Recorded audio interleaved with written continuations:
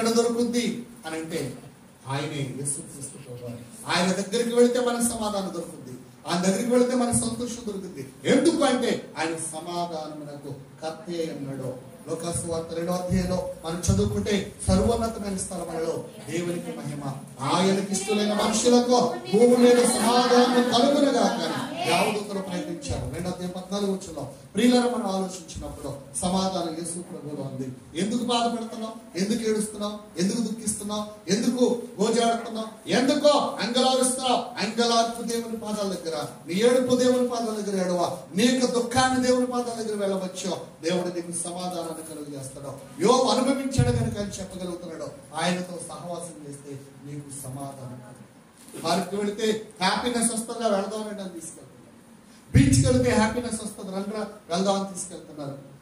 లేకపోతే ఒక మంచి పర్వతం మీదకి వెళితే మనకు సమాధానం కలుగుతుందని చెప్పి తీసుకెళ్తారు. ఊటీకి వెళితే సమాధానం కలుగుతుంది అంటున్నారు. లేకపోతే మంచి మంచి ఆ లాడ్జెస్ కి వెళితే, లేకపోతే ఎక్కడో ఆ డాన్స్ ప్లేస్ ఏమంటారు, క్లబ్కి వెళితే సమాధానం దొరుకుతుందని అనుకుంటున్నారు. రకరకాల ప్లేసెస్ కి వెళ్తున్నారు. సమాధానాన్ని ఎక్కడో వెతుకుతున్నారు. కానీ సమాధానం ఎక్కడుందో తెలుసా అండి? ఎక్కడుందో తెలుసా అండి? 16వ కీర్తనలో చెప్పబడిన ప్రకారంగా నీ సన్నిధిలో సంపూర్ణ ఆనందం కలదు, సంపూర్ణ నెమ్మది కలదా, సంపూర్ణ సమాధానం కలదు. యేసయ్య సన్నిధిలో సమాధానం. ఏడుస్తూ వస్తున్నావురా, ఏడు, కానీ దేవుని దగ్గరికి రా. బాధపడు, దేవుని దగ్గరికి రా. నువ్వు యాత్రపడు, దేవుని దగ్గరికి రా. నువ్వు నిట్టూర్పు విడు, దేవుని దగ్గరికి రా. దేవుని సన్నిధిలోనే నీకు సమాధానం ఉంది. ఆయన పాదాల దగ్గరే నీకు సమాధానం ఉంది. ఆ సమాధానం కావాలని నువ్వు కోరుకున్నప్పుడు పార్కుల్లో వెతకొద్దు, బీచ్లో వెతకొద్దు, మందుబాటుల దగ్గర వెతకొద్దు, ఎక్కడెక్కడ పాపంలో వెతకొద్దు. యేసు పాదాల దగ్గరికి రా, దేవుని మందిరానికి రా. వాక్యంతో సహవాసం చేయి, యేసుతో సహవాసం చేయి, నీకు సంపూర్ణమైన నెమ్మది కలుగుతుందని ఆయన చెప్తున్నాడు. అలాగనే నీకేం కలుగుతుందన్నమాట? కిందమాట మేలు కలుగును. అలాగనే నీకు మేలు కలుగును. యేసుతో సంపూర్ణ సహవాసం చేసినప్పుడు మేలు కలుగుతుంది. అంత కొత్త సహవాసం చేయకూడదు, ఇడుపు పట్టు సహవాసం చేయకూడదు. ఎలా పట్టుకో తెలిసి పట్టుకుంటే నువ్వా నేను అన్నట్టు ఉండాలి. నువ్వు చేస్తావా నేను చావను అన్నట్టు ఉండాలి. నువ్వు చేస్తావా చేయవా అన్నట్టు ఉండాలి. ఏదో అలా పట్టుకుని వదిలేస్తే పని అవ్వలేదు. మనం పోరాడాలి దేవుని దగ్గర, పోరాటం చేయాలి దేవుని దగ్గర, అంత గట్టిగా పట్టుకోవాలి. హల్లెలూయా, హల్లెలూయా. ఎందుకంటాడు ఆయనతో సహవాసం చేసినలా నీకు సమాధానం కలుగును, అలాగూ నీకు మేలు కలగాలనుకుంటున్నావా? చేసే సహవాసం పూర్తిగా చేయి, పూర్తిగా చేయి, పూర్తిగా అనుకో దేవుని మీద. చేస్తాడని పూర్తిగా నమ్ముట నీ వలనైతే నమ్మవారికి సమస్తున్నావు. అపనమ్మకంతో చేయొద్దండి, అంటమట్టుకుడుగా చేయొద్దండి. అంటమట్టుకుడుగా చేస్తే ఏ సహవాసమైనా నిలబడదండి. అందులో తృప్తి ఉండదు, అందులో మనకి ఏ మేలు కలగదు, ఏ సంతోషం కూడా ఉండదండి. ఎలా చేయాలంటే అంటమట్టుకుడుగా కాకుండా పూర్తిగా మన దేవుని మీద ఆనుకుని. హల్లెలూయా. రెండోది, ఆయనతో ఆయన సహవాసం అన్న మేలు ఏంటంటే క్షేమాభివృద్ధి అనండి. కీర్తన గ్రంథము 122వ కీర్తన 8వ వచనం, 122వ కీర్తన 8వ వచనం. నా సహోదరు నిమిత్తము నా సహవాసుల నిమిత్తము నీకు క్షేమము కలుగును గాక అని నేను అందును. ఆమేన్. నా సహోదరుల నిమిత్తము నా సహవాసుల నిమిత్తం మాట నా అంటే ఎవరైతే దేవునితో సహవాసం చేస్తారో, ఎవరైతే ప్రభుతో సహవాసం చేస్తారో, ఆయన సహవాసంలో ఉంటారో వాళ్ళకి ప్రభువు చేసేది ఏంటంటే క్షేమమును కలుగు చేస్తాడు. క్షేమం అంటే ఏంటి? అన్ని సమృద్ధిగా అనిపిస్తాడు, అంతే కదా. అన్ని సమృద్ధిగా ఉంటేనే కదా మనకు క్షేమంగా ఉన్నట్టు. ఆరోగ్యం ఉంటే క్షేమంగా ఉన్నట్టు, ఐశ్వర్యం ఉంటే క్షేమంగా ఉన్నట్టు, ఏమండి చక్కటి భోజనం ఉంటే క్షేమంగా ఉన్నట్టు. ఇవన్నీ కలిగి ఉంటేనే మనం క్షేమంగా ఉన్నట్టు. ఆ క్షేమం మనకు దొరకాలంటే ఎవరితో చేయాలి సహవాసము? ఆయనతో సహవాసం చేయాలి. ప్రభువారితో సహవాసం చేస్తే క్షేమముగా ఉంటాము. సుఖము, క్షేమము, సౌఖ్యము అండి. ఒకసారి అంటారు బుద్ధి, జ్ఞానం, సర్వ సంపద యెహోవా యందే గుప్తములై ఉన్నవి. కాబట్టి దేవుని దగ్గరే క్షేమం ఉంది కనుక ఆయన అంటి పెట్టుకుని ఉండడం ఎంత మేలు తెలుసండి. సహవాసం అంటే ఏంటి? ఇద్దరు కలిపి జీవించేది సహవాసం. ఇప్పుడు మనం అందరం ఇక్కడికి వచ్చాం, దీన్ని ఏమంటారు? ఫెలోషిప్, సహవాసం అంటారు. ఈ సహవాసంలో ఉండాలి మనం. అపోస్తల కార్యాల గ్రంథం 2వ అధ్యాయము 52వ వచనం అంటాడు, వీరు అపోస్తల బోధ ఎందును, సహవాసం అందును, రొట్టె విరుచుకు ఎందును, ప్రార్థించింది అతను ఎడతెగకండిరి అని. కాబట్టి సహవాసంలో ఎడతెగక ఉండాలి. ప్రతి వారమో ప్రతి దినమో ఎక్కడ కూడుకున్నా, గృహ కూడికైనా సరే, అది మందిరంలో కూడికైనా సరే, అది ఆరాధన అయినా సరే, అది ఏ కూడికైనా సరే, మన సహవాసంగా కూడుకుంటే అండి ఆ సహవాసంలో ఏముందో తెలుసా? నెమ్మది ఉంది, సంతోషం ఉంది, సమాధానం ఉంది, క్షేమం ఉంది. అనంటే రెండోది ఏంటి? ఆయన సహవాసంలో మనం ఉన్నప్పుడు క్షేమము కలుగుద్ది. క్షేమము కలుగుద్ది. క్షేమములో మన అభివృద్ధి, క్షేమాభివృద్ధి. క్షేమాభివృద్ధి అంటే ఆర్థికంగా ఎదగడం, ఆత్మీయంగా ఎదగడం, ఆరోగ్యంగా ఎదగడం, చేసిన పనులల్లా సక్సెస్ అవ్వడం, దాన్ని క్షేమాభివృద్ధి అన్నారు కదండి. క్షేమాభివృద్ధి లేకుండా ఎన్నుంటే ఏంటి చెప్పండి? ఇవన్నీ కలగాలంటే యేసయ్యతో పరిపూర్ణ సహవాసం మనం కలిగి ఉండాలన్నమాట. మూడో మాట పెడతాం. ఇందులో ఒక మాట చదవండి. దశలోనికీయులకు రాసినటువంటి మొదటి పత్రిక 5వ అధ్యాయం 11వ వచనం చదువుకుందాం. రెండో పాయింట్ కదా, దశలోనికీయులకు రాసినటువంటి మొదటి పత్రిక 5వ అధ్యాయం 11. కాబట్టి మీరు ఇప్పుడు చేయుచున్నట్టుగానే ఒకరినొకడు, మీరు చాలా జాగ్రత్తగా గమనించండి. ఇక్కడ ఈ మాట చాలా అద్భుతమైనది. ఒకరినొకడు ఆదరించుకుని ఒకరినొకడు క్షేమాభివృద్ధిని కలుగ చేయుడి. ఒకరినొకరు ఆదరించుకోవడంలోనూ క్షేమాభివృద్ధి కలుగు చేసుకోవడంలోనూ గొప్ప ధన్యత ఉంది. ఆదరణ ఉన్నా కూడా క్షేమాభివృద్ధి ఉంది. ఇప్పుడు మనలోని ఎవరికైనా శోధన వచ్చింది, కష్టం వచ్చింది, వ్యాధి వచ్చింది, బాధ కలిగింది, ఏడుస్తున్నారు, దుఃఖిస్తున్నారు, ఏం చేయాలో తెలియని పరిస్థితులు ఉంది. అప్పుడు మనం ఏం చేయాలి? దగ్గరికి వెళ్ళి వాళ్ళని ఆదరించాలి. ఎలా ఆదరించాలి? మాటలతో ఆదరించాలి. వీలు కుదిరితే మనకు కలిగి ఉంటే చేతులతో కూడా ఆదరించాలి. అప్పుడు ఆ ఫెలోషిప్ ఏమవుతుందంటే అత్యధికంగా దీవించబడతాడు. కేవలం సహవాసంగా ఉండడమే కాదు, కానీ ఆపద వచ్చినప్పుడు, అవసరం వచ్చినప్పుడు ఒకరినొకరు హత్తుకుని సహాయం చేసుకోవడంలో కూడా అక్కడ క్షేమాభివృద్ధి కలుగుతుంది అన్నమాట. సహాయం కూడా చేసుకోవాలి. ఇచ్చిపుచ్చుకోవటాలు కూడా జరగాలి సహవాసంలో. అలా ఇచ్చిపుచ్చుకోవటాలు జరిగినప్పుడు అక్కడ క్షేమాభివృద్ధి కలుగుతుందని ప్రభు వాక్యం చెప్తుంది. ఎఫెసీ పత్రిక 4:16 చదువుకున్నాం. రెండో పాయింట్ 4:16.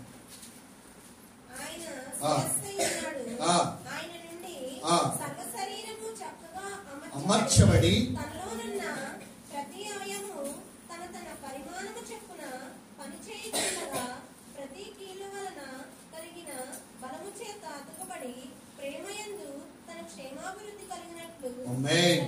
సంఘం ఎప్పుడు కూడా ఎలా ఉండాలంట అండి? అతకబడాలట. మాటలో అతకబడాలి, ప్రేమలో అతకబడాలి, అండ్ శ్రేష్టలో అతకబడాలి, ప్రతి విషయంలో అతకబడాలి. దాన్ని దేవుడు ఎక్కడ పెట్టాడంటే, ఎక్కడ తీసుకెళ్ళాడంటే మన అవయవాలు ఉన్నాయే ప్రతి కీలును కూడా, ప్రతి ఇక్కడ జాయింట్లు ఉంటాయి కదా, దీని ఏమంటారు? జాయింట్ కదా, ఇది జాయింట్ కదా, ఇది జాయింట్ కదా, ఇది జాయింట్ కదా, రండి ప్రతిదీ ఇవన్నీ జాయింట్లు కదా. ఈ జాయింట్ లో దేవుడు ఏం పెట్టాడంటే కీలు పూసాడు. అది ఎలా ఉంటుందంటే చిన్న కొవ్వు పొరలా ఉంటుంది అన్నమాట. అంటే ఆ పొరలోంచి అవతల ఉన్న వ్యక్తిని కూడా మనం చూడొచ్చు. ఆ పొరలు పెట్టాడు, దాన్ని కీలు అన్నాడు. ఆ కీలు ఇలా ఆడేటప్పుడు అండి మనకు నొప్పి లేకుండా చేసేది ఆ పొరే. అలాగే సంఘము కూడా ఒకరినొకరు అంటి పెట్టుకుని ఈ మన మధ్యలో కీలుగా ఎవరు ఉండాలంటే దేవుని ప్రేమ ఉండాలంట. దేవుని ప్రేమే కీలు. ఆ కీలే మనల్ని ఏం చేస్తుందంటే అతుకుతాది అని చెప్తున్నాడు. హల్లెలూయా. ఎప్పుడైతే అది ఉందో మనం అతకబడతామో అక్కడ ప్రేమ తక్కువ కదో, అప్పుడు మనం క్షేమాభివృద్ధి పొందుతామండి. అప్పుడు మనం క్షేమాభివృద్ధి పొందుతాం. సంఘానికి ఎప్పుడు ఆ ప్రేమ ఉండాలన్నమాట. ఆడకి నొప్పి కలిగితే నాకెందుకులే, ఆడకి నష్టం కలిగితే నాకెందుకులే, ఆడ బాధలు ఉంటే నాకెందుకులే, ఆడలేకపోతే నాకెందుకులే అంటే సంఘం ఎందుకు ఇంకా ఆడుకోవడానికి? సంఘము ఒకరికొకరు ఆదరించుకోవాలి. కనీసం మాట పలకరింపన్న ఉండాలి కదండి సంఘానికి. మాట పలకరింపన్న లేకపోతే ఇంకేంటి? ఒక వ్యక్తి ఆదరించబడాలి కదండి. దేవుని పెళ్లిలో ఒక వ్యక్తి క్షేమాభివృద్ధి కలగాలంటే మనం ఆదరించేవారు. హల్లెలూయా, హల్లెలూయా, హల్లెలూయా. మూడో పాయింట్కి వెళదాం. యేసయ్య సహవాసంలో ఉన్న లాభం మూడోది ఏంటంటే యోహాను రాసిన మొదటి పత్రిక 1:7 అయితే ఆయన వెలుగులోనున్న ప్రకారము మనము వెలుగులో నడిచిన యెడల మనము అన్యోన్య సహవాసము గలవారమై ఉందుము. అప్పుడు ఆయన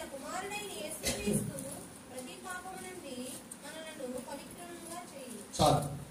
అయితే ఆయన వెలుగులో ఉన్న ప్రకారము మనమును వెలుగులో ఉన్న ఎడల మనము అన్యోన్య సహవాసము గలవారమై ఉందుము, అన్యోన్య సహవాసం గలవారమై ఉందుము అంటాడు. అంటే వెలుగు, దేవుని సహవాసంలో మనకి ఏముందంటే వెలుగు ఉంది. వెలుగు ఎప్పుడైతే వచ్చిందో అన్యోన్యత కలిగి ఉంటాం. అన్యోన్యత అంటే అర్థం ఏంటి? విడదీయలేని బంధం. అన్యోన్యత అంటే అర్థం ఏంటి? విడదీయలేని బంధం. ఎవరు వచ్చినా విడదీయలేరు. విశాల్ గారు పాట రాస్తూ చక్కటి ఆ పాటను రాశాడు. ఏంటంటే విడదీయగలరా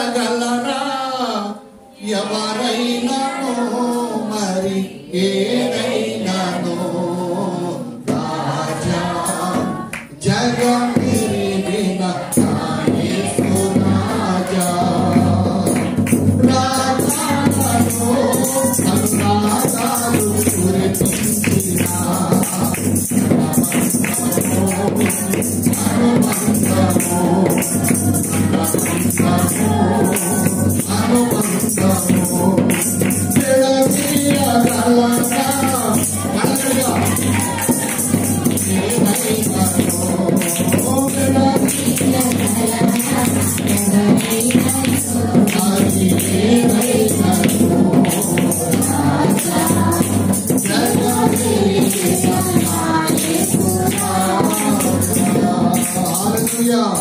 వెలుగు ఎప్పుడైతే మన జీవితంలోకి వచ్చిందో, వెలుగు ఎప్పుడైతే మన మధ్యలోకి వచ్చిందో, ఆ వెలుగు అన్యోన్య సహవాసాన్ని కలిగిస్తుంది. ఎప్పుడైతే అన్యోన్యత కలిగి ఉన్నామో ఎవరు కూడా మనల్ని విడదీసే వాళ్ళు ఉండరు. అది రోగమైనా సరే, చెడు స్నేహితులైనా సరే, అవి కుయుక్తులైనా సరే, ఉపద్రవములైనా సరే, ఎనివే ఏదైనా సరే మన దేవుని యొక్క నుండి లేకపోతే మన స్నేహాన్ని నుండి ఎవరు విడదీయలేరు. అందుకని అన్యోన్య సహవాసం కలగాలంటే వెలుగు. దేవుని సహవాసంలో ఉన్న వారికి వచ్చే మూడో మేలు ఏంటంటే వెలుగు కలుగుతుంది. చీకటి పారద్రోలబడుతుంది, అపవిత్రాత్మలు పారద్రోలబడతాయి, చీకటి శక్తులన్నీ లయమైపోతాయి. దేవుని వెలుగు మనల్ని వెంటాడుతుంది. ఆ వెలుగు ఎప్పుడైతే వచ్చిందో అన్యోన్య సహవాసం కలుగు. వెలుగులో ఉండాలి మనం. చీకటిలో ఉన్న వాళ్ళు అన్యోన్య సహవాసంలో లేని వారు, వెలుగులో ఉన్నవారు అన్యోన్య సహవాసంలో ఉన్నవారు. అందుకని మూడవదిగా యేసయ్య సహవాసంలో మనకి వెలుగు కలుగుతుంది. వెలుగులో ఉండాలి మనం అందరం కూడా. ఎక్కడ ఉండాలండి? వెలుగులో ఉన్నటువంటి వారిని దేవుడు ఆశీర్వదించబోతున్నాడు. ఆ అన్యోన్యతను కలుగజేస్తున్నాడు. 4వ పాయింట్ పెడదాం. 4వది ఏంటంటే ఫిలిప్పీయులకు రాసిన పత్రిక 2వ అధ్యాయం 2వ వచనం. 2వ అధ్యాయం 2వ వచనం వింటున్నారా మీరందరూ? మీరు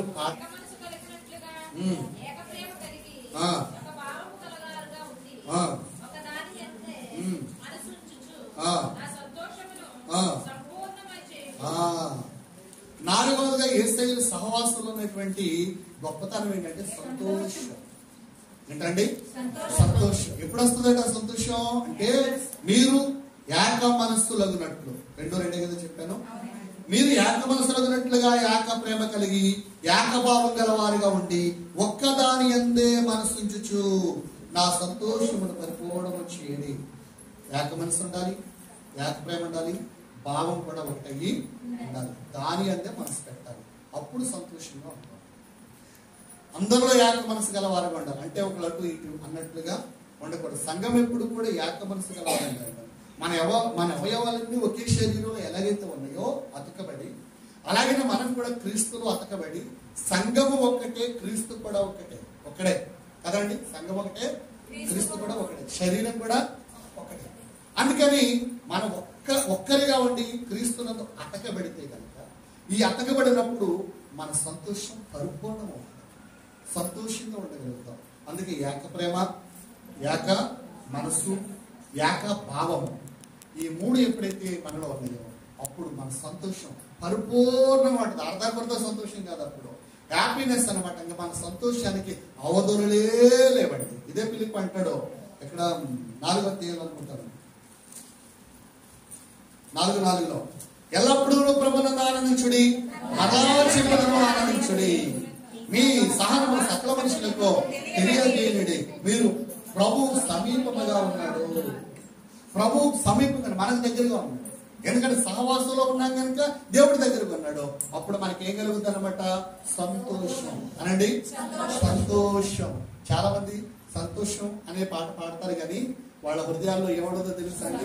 సంతోషమే ఉండదు. ఒక ఆయన సంతోషం పొంగింది, సంతోషం పొంగింది, సంతోషం పొంగుచున్నది,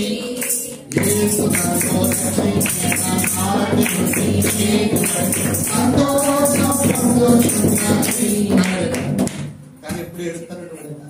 ఏవయా పాట పాడుతుంటే సంతోషం అంటున్నావు, ఎప్పుడు నీ మొత్తం వికారం అంటుందంటే ఏం చేయమంటావు అండి? అలా పాడుతున్నాను కానీ నా హృదయం బాధే ఉందండి. ఆ బాధ అంతా పోతేనే కానీ సంతోషం అని ఎలా పాడగలను? కాబట్టి ప్రియులరా, సంతోషం ఎక్కడుంది అంటే ఏకంగా కలిసి ఉన్నప్పుడు, ప్రేమ చూపించుకున్నప్పుడు, మన భావాలన్నీ ఒకటైనప్పుడు అప్పుడు సంతోషం ఉంటుందండి. దేవుని భావం ఏంటి? 133వ కీర్తనలో రాయబడిన ప్రకారంగా సహోదరుడు ఐక్యత కలిగి నివసించుట ఎంత మేలు, ఎంత మనోహరం. అలాగే అందరూ కలిసి ఉంటే సంతోషం ఉండదు, కలిసి లేకపోతే సంతోషం ఉండదా? ఉండదు. సంతోషం రావాలంటే యేసయ్యతో మన మనసు ముడిపెడుకోవాలి, యేసయ్యతో మన భావం ముడిపెడుకోవాలి, సంఘముతో మన మనసు ముడిపెడుకోవాలి, సంఘముతో ఏక మనసు గలవారుగా ఉండాలి. అంతేగాని ఒకళ్ళకు ఒకళ్ళు అన్నట్లుగా ఉండకూడదు. అప్పుడే మన సంతోషం పరిపూర్ణం అవుతుందని ప్రభు చెప్పాడు. ఏం చెప్పుకున్నాం? ఒకటి, యేసయ్య సహవాసం ఉన్న మేళ్ళు. అందరూ చెప్పండి. ఒకటి, రెండవది, మూడవది, నాలుగవది, ఐదవది. చదువుకుందాం. యోహాను రాసిన మొదటి అధ్యాయం 6వ వచనం. మొదటి అధ్యాయం 6వ వచనం. ఆయనతో కూడా నడిచిన ఎడల మనం అబద్ధమాడుచు సత్యమును జరిగింపకుందుము, సత్యమును జరిగింపకుందుము.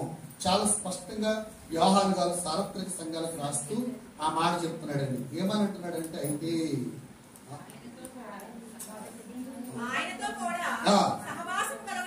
ఆయనతో కూడా సహవాసము గలవారని చెప్పుకొని చీకటిలో నడిచిన ఎడల మనం అబద్ధమాడుతూ సత్యమును జరిగింపకుందుము. ఆయన నాకు దేవునితో సహవాసం ఉంది, నేను గుడికి వెళ్తున్నాను, నేను ప్రార్థన చేస్తున్నాను, మా సంఘముతో నేను ఎప్పుడు ఐకమత్యంగా ఉంటాను, అందరితో హత్తుకుపోతాను, ఏ కష్టం వచ్చినా వెళ్తాను, పలకరింతాను, ఇవన్నీ చెప్తాను కదండి. చెప్తామని చెప్పమని ఎప్పుడన్నా అన్నారు? ఎవరి దగ్గర అన్నారా? ఒకవేళ అంటే కనుక మన సంఘంతో మీకు అటాచ్మెంట్ అలాంటిది, దేవునితో మీకు అటాచ్మెంట్ అలాంటిది, ఆయన సహవాసంతో మీకు అటాచ్మెంట్ అలాంటిది. ఈ 6వ వచనం ఏమంటాడంటే, ఆయనతో సహవాసము గల, ఆయనతో కూడా సహవాసం గలవారని చెప్పుకుని చీకటిలో నడిచారనుకోండి, చీకటిలో ప్రయాణం చేశారనుకోండి, చీకటి కార్యాలు చేశారనుకోండి, అక్కడ ఏమంటాడు అనమాట? చెప్పుకుని చీకటిలో నడిచిన ఎడల మనం అబద్ధమాడుచు సత్యమును జరిగింపకుందుము. అంటే దేవునితో సహవాసం కలిగి ఉంటే సత్యంలో ఉంటాం, మనం సత్యములో నిలిచి ఉంటాం. 5వది, సత్యాన్ని జరిగిస్తాం, సత్యమే మాట్లాడతాం, సత్యములోనే నడుస్తా అండి. ఆయనతో సరి అయిన సహవాసం లేదనుకోండి, అబద్ధాలు ఆడుతూ సరి మేము ఆ సహవాసంలో ఉన్నాయని చెప్పుకుంటే కనుక సత్యాన్ని ఎలాగ జరుగుతుంది అని చెప్తున్నాడు. అందుకని దేవునితో సహవాసం అంటే సత్యమే మాట్లాడతాం, ఆయన వాక్యమే సత్యము, ఆయనే సత్యము, ఆయన దారిలో ఉన్న మనమే సత్యం. ఇప్పుడు సత్యాన్ని వదిలిపెట్టేసి సహవాసంలో ఉన్నానని సత్యాన్ని జరిగించకుండా ఉంటే ఏంటి ప్రయోజనము? చీకటిలో నడిస్తే ఏంటి ప్రయోజనము?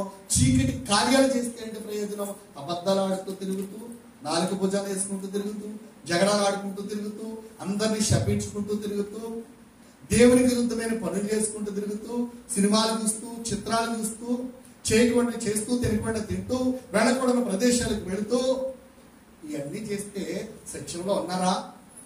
సహవాసంలో ఉన్నారా? సహవాసంలో ఉన్నామని చెప్పుకుంటూ సహవాసానికి దూరంగా ఉంటే వాళ్ళు సత్యములో లేనట్టు అని చెప్తున్నారు. అందుకని యేసయ్య సహవాసంలో అంటే అవేమీ చేయకూడదు. తినకూడని తిన్నాం, వెళ్ళకూడని స్థలాలకు వెళ్ళాం, చేయకూడని చెయ్యం, అబద్ధాలు ఆడడం, మోసం చేయము, ఒక వ్యక్తిని విసర్జించాం, ఒక వ్యక్తిని అన్యాయంగా మాట్లాడాం, అందరితో సహవాసం కలిగి ఉంటాం. అప్పుడు సత్యాన్ని అనుసరించి వారు యేసయ్య సహవాసం సత్యం ఉంది. ఆ సత్యాన్ని మనం ఏం చేయాలంటే అనుసరించాలి. యేసుప్రభువు అన్నాడు, నేను సత్యమునే అన్నానని చెప్పాను. ఆయనే సత్యం. ఆ సత్యాన్ని తెలుసుకుంటాం సహవాసులు అంటే. సహవాసులు లేకపోతే సత్యాన్ని తెలుసుకునే ప్రసక్తే ఉండదు అని ప్రభుపేటని మీకు తెలియజేస్తున్నాను. ఆయన మాటే సత్యం, ఆయన మాటే సత్యం. ఆరవది వచ్చాం యేసయ్య సహవాసం ఉన్నటువంటి ఆరవ మేలు ఏంటంటే కొరింథీయులకు రాసిన మొదటి పత్రిక 7వ అధ్యాయం 24 వచనం చదువుతున్నాం.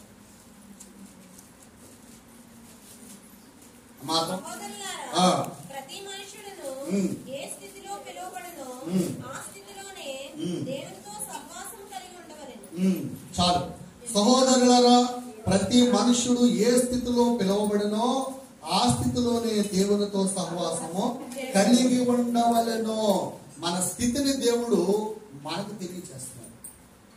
ఆయన సహవాసంలో అంటే మన స్థితి ఏంటో మనకు క్లియర్ గా అర్థమవుతుంది అన్నమాట. ఆయన సహవాసంలో లేకపోతే మన స్థితి ఏంటో మనకు తెలియదండి. ప్రగల్భాలు పలుకుంటూ తిరుగుతూ ఉంటాం. దేవుడు మనల్ని ఏ స్థితిలో నుండి పిలిచాడో ఒకప్పుడు ఆ స్థితిలో నుండి ఆయన మనం ఏం చేస్తూ ఉండాలన్నమాట, ఘనపరుస్తూ ఉండాలి. ఇప్పుడు పేదరికంలో నుండే దేవుడు పిలిచాడు అనుకో, ఆ స్థితిలోనే ఆయన మనం ఏం చేయాలన్నమాట, స్తుతించాలి. లాజరు పేదరికంలోనే దేవుడు నమ్ముకున్నాడు కదా, ఆయన పుట్టిన కురుకులు ఉన్నాయి కదా, కానీ ఆ స్థితిలో నుండి దేవుడు ఘనపరిచాడో లేదో చెప్పండి. ఎంత ఘనపరిచాడు. యోబు ధనవంతుడు, ఆయన స్థితి ఎలాంటిది, ఊజు దేశములోనే గొప్పవాడు. కానీ ఆ స్థితిలోనే దేవుడిని ఆయన ఘనపరిచాడా లేదా? ఆ స్థితిలోనే ధనమున్నా యోబు ఘనపరిచాడు, పేదరికమన్నా లాజరు ఘనపరిచాడు కదండి. గొప్ప రాజు అయినా దావీదు దేవుని ఘనపరిచాడో లేదో చెప్పండి. ఏ స్థితిలో ఉన్నా, దావీదు పేదరికంలో ఉండి గొర్రెలు కాస్తున్నా కానీ దేవుని ఘనపరిచాడో లేదా? ఘనపరిచాడు. ఈ రోజు ఏ స్థితిలో ఉన్నా మనం దేవుని ఏం చేయాలంటే ఘనపరచాలి. పేదరికంలో ఉన్న ఘనపరచాలి, ధనికులుగా ఉన్న ఘనపరచాలి, చదువు ఉన్న గణపరచాలి, చదువు లేకపోయినా ఘనపరచాలి, విద్య ఉన్న గణపరచాలి, విద్య లేకపోయినా ఘనపరచాలి, ఇల్లున్న గణపరచాలి, ఇల్లు లేకపోయినా ఘనపరచాలి, డబ్బున్నా గణపరచాలి, డబ్బు లేకపోయినా గణపరచాలి. దేవుడు ఏ స్థితిలో నుండి మనల్ని పిలిచాడో ఆ స్థితిలోనే దేవుని మనం ఏం చేయాలన్నమాట, సహవాసం కలిగి ఉండాలి. దేవుని సహవాసం కలిగి ఉండాలి. అప్పుడే మనం బ్లెస్ పడుతూ ఉంటాం. హల్లెలూయా, హల్లెలూయా, హల్లెలూయా, హల్లెలూయా.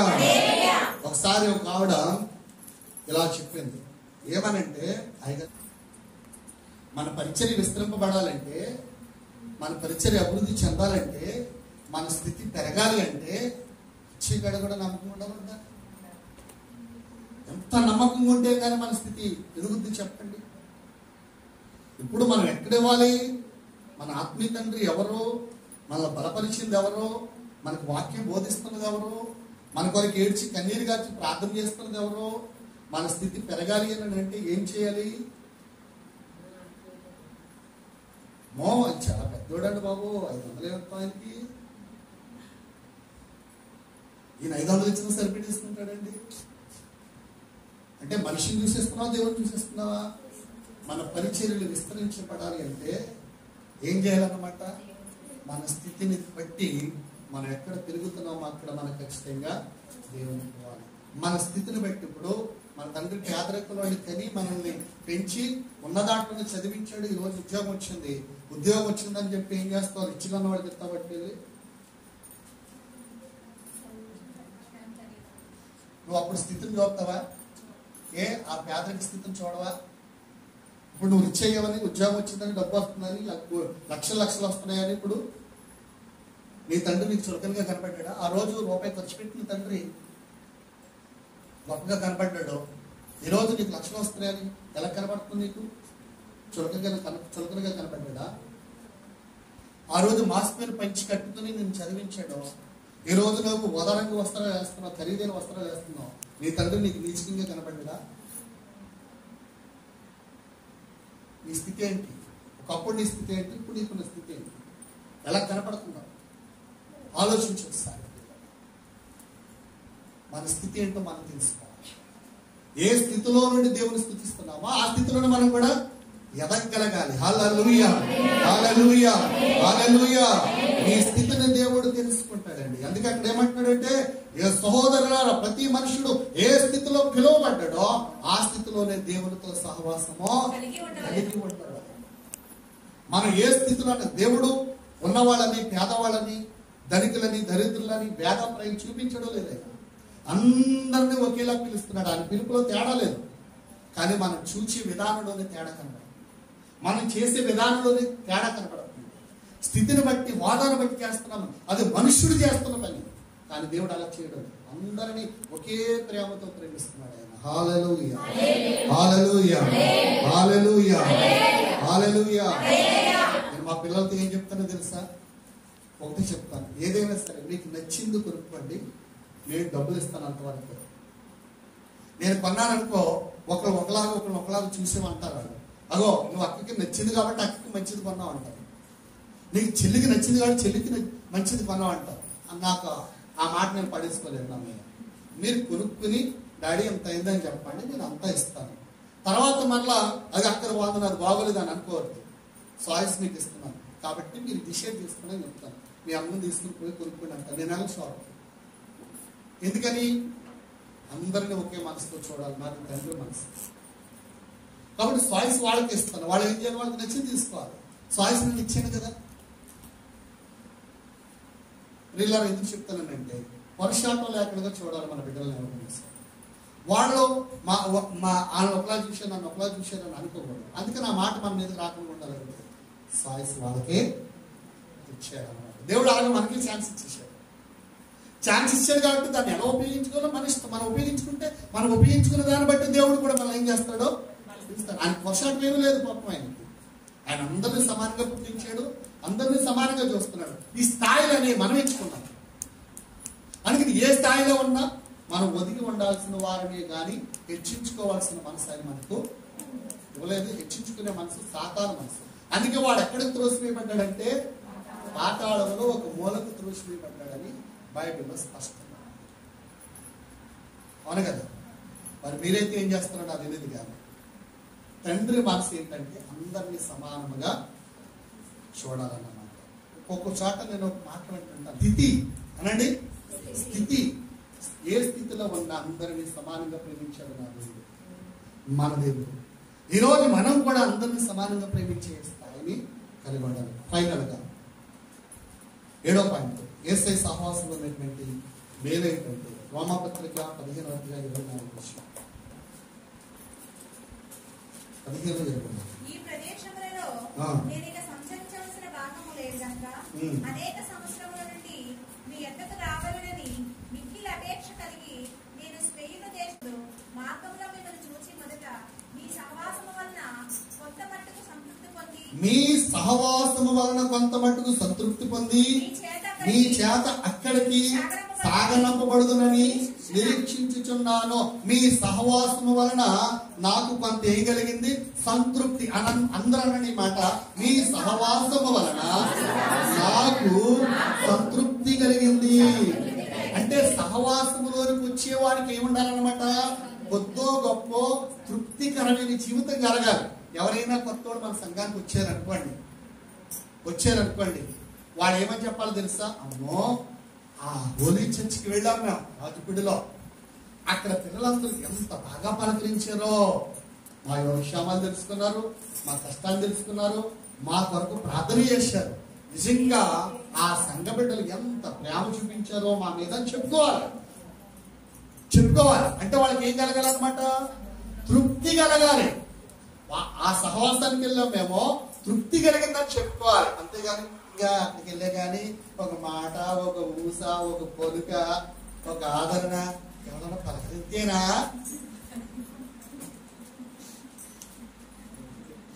అన్నట్టు ఉందనుకోండి, సంతృప్తి కలుగుతా వాళ్ళకి? కలుగుతుందమ్మా?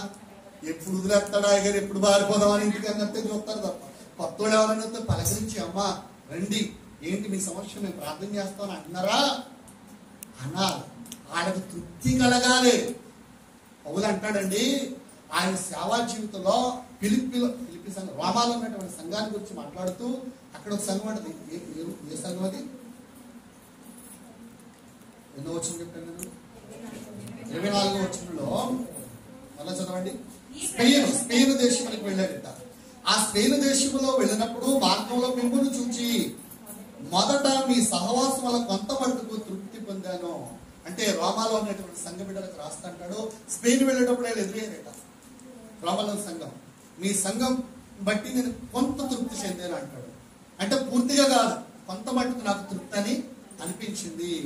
అంటే కాస్త పరిచర్య కొరకు మీరు కూడా కొంత భాగాన్ని పోగేసి ఇచ్చారు, దానివల్ల తృప్తి కలిగింది, మీరు బాగా ప్రార్థన చేసుకున్నారని కూడా తెలిసింది నాకు, అలాగే ఉండండి అని ఒక సేవకుడు తృప్తి పొందుతున్నాడట. మనం కూడా ఎవరైనా కొత్త వ్యక్తులు వస్తే వాళ్ళు తృప్తి చెందాలి అంటే మనం ఏం చేయాలన్నమాట, మన సహవాసంలో వాళ్ళ కొంతనో వాళ్ళకి తిరిగి ఆదరణ కలగాలి. వాళ్ళకి అంటే వాళ్ళు చేరదీయాలి, మాట్లాడాలి, వాళ్ళకి చక్కగా బోధపడేటం చేయాలి, వాళ్ళ సమస్యల కొరకు మనం ప్రార్థన చేయగలగాలి. ఒక కొత్త వ్యక్తి తృప్తి చెందాలి. మనకే తృప్తి లేకపోతే వాళ్ళకే తృప్తి ఉంది ఏమా?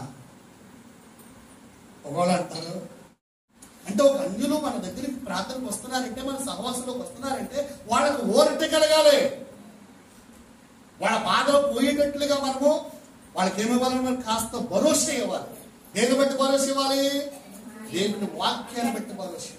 రా నువ్వు మాకు ఇలాగే బాధ వచ్చింది, మాకు ఇలాగ కష్టం వచ్చింది, మేము ఇలాగే బాధపడ్డాం, వ్యాధి వచ్చింది, దేవుడు స్వస్థపరిచాడు, ఇదో ఆర్థికంగా వెనకబడ్డాం, దేవుడు స్వస్థపరిచి రోజు ముందుకు సాగించాడు. ఇల్లు లేదు, నాకు ఇల్లు ఇచ్చాడు దేవుడు, నాకు ఉద్యోగం లేదు, ఉద్యోగం ఇచ్చాడు దేవుడు, చదువు లేదు, చదువు ఇచ్చాడు దేవుడు, నేను ఎంతగా బలపడ్డాను, నువ్వు వస్తే బలపడతావు అని ఒక భరోసా ఇచ్చామనుకోండి, సాక్ష్యం చెప్పమనుకోండి, ఎంత ఓరట కలుగుతాయి. వ్యక్తులు ఏమంటారు, మన బాధలు బాగాలంటే అక్కడికి వెళ్ళాలి. బాగుంది, ఎక్కడికి వెళ్ళాలా? ఓన్లీ చర్చికి వెళ్ళాలి. అక్కడ వాళ్ళు చూస్తే భక్తి అంటే ఏంటో మనకు అర్థమవుతుంది, దేవుడు అంటే ఏంటో మనకు అర్థమవుతుంది అనే భరోసా అది చెప్పుకోగలగాలి. అంతేగాని లెంగానండి, ఒక ఊసండి, ఒక పలికండి అన్నట్టుగా ఉంటే అది సహవాసం అవుతుందో చెప్పండి? ఏమా మాట్లాడండి మీరు, ఎవరిని ఎలా ఉందా? భరోసా ఇచ్చి వాళ్ళకి ఎలా ఉందామా? లేకపోతే ఊసండి ఓ పలికండి అన్నట్టు ఉందామా? భరోసా. ఏం భరోసా ఇద్దాం మనం? ప్రార్థన భరోసా. నేనున్నాను, నీకు పర్వాలేదో, మా సంఘం అంత ఉంది పర్వాలేదో, మా సేవకుడు అన్నాడు పర్వాలేదో, కాబట్టి రామ్మా మేమందరం నీకు ఎందుకంటే కొంటాం అనే భరోసా ఇస్తే వాళ్ళు ఎంత చక్కగా దీవించి పడతారు. 7వది సంతృప్తి ఉండాలి. అనండి, సంతృప్తి ఉండాలి. మన మాట వల్ల ఒక వ్యక్తి ఆదరింపబడాలి, మన యొక్క శ్రేష్ఠ వల్ల ఒక వ్యక్తి ఆదరింపబడాలి. అక్కడ అదే అంటాడు, ఏమన్నాడంటే మా సహవాసం వల్ల కొంత మట్టుకు సంతృప్తి పొంది. సహవాసం వల్ల సంతృప్తి ఖచ్చితంగా ఉండాలి. ఇప్పుడు మనం 10 మంది సేవకులు పోషిస్తున్నాం కదా, వాళ్ళు ఎంత చక్కగా చెప్పుకుంటారు. వాళ్ళు ఏమంటున్నారు తెలిసినప్పుడు, అయ్యగారు మాకు ఎవరు వచ్చినా 200, 300 కన్నా ఎక్కువ ఇచ్చిన వాళ్ళు లేరండి, కానీ మీరు మాకు చక్కగా ఇస్తున్నారు. ఎన్నో సార్లు అన్నారు ఆ మాట. అంటే ఏం పొందుతున్నారు వాళ్ళు? సంతృప్తి పొందుతున్నారు, సంతృప్తి పొందుతున్నారు. దేవునికి స్తోత్రం, హల్లెలూయా. కానీ సహవాసంలో ఏముండాలంటే సంతృప్తి ఉండాలి, సంతృప్తి ఉండాలి, సంతృప్తి ఉండాలి. 7 విషయాలు నేర్చుకున్నాం. ఒకటి చెప్పండి, యేసయ్య సహవాసంలో ఉన్న మొట్టమొదటి వేలు ఏంటంటే సమాధానము. 2వది క్షమాభివృద్ధి కలుగుద్ది. 3వది వెలుగు కలుగుద్ది. 4వది సంతోషం కలుగుద్ది. 5వది సత్యములో ఉంటాం. 6వది నీ స్థితిని దేవుడు తెలుసుకుంటాడు. సహవాసం అంటే నువ్వు ఏ స్థితిలో ఉన్నా గానీ ఆ స్థితిలో నుంచి పైకి లేపవాడు ఆయనండి. 7వది సంతృప్తి. తృప్తి లేని జీవితానికి తృప్తిని ఇచ్చేవాడు మన దేవుడు. ఎన్ని మేళ్ళు ఉన్నాయి. ఇప్పుడు సహవాసాన్ని విడిచిపెట్టేద్దామా? సహవాసంలో పాతుకుపోదామా? చెప్పండి. మేలు కలిగేటప్పుడు పాతుకుపోవడమే బెటర్ అండి. దావీదు ఏమంటాడు తెలుసా? నా దేవుని మందిరములో నేను ఒక మూల స్తంభంగా ఉండాలనుకుంటున్నాను అంటాడు. చోట ఏమంటాడు తెలుసా?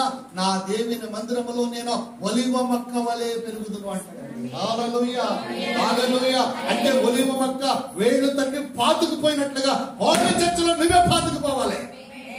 ఓల చర్చలో నీవే మూల స్తంభం ఉండాలి.